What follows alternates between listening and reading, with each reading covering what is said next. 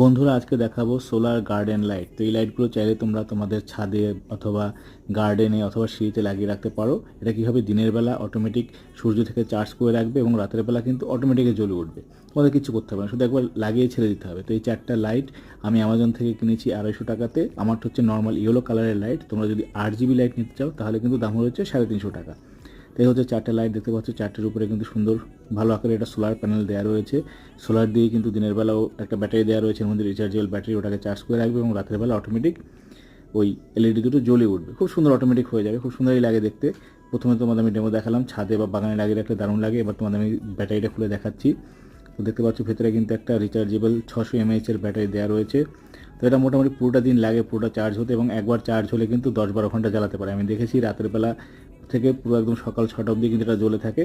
তো ওভারঅল ভালোই একটা লাইট, চাইলে তোমরা নিতে পারো, খারাপ নয়।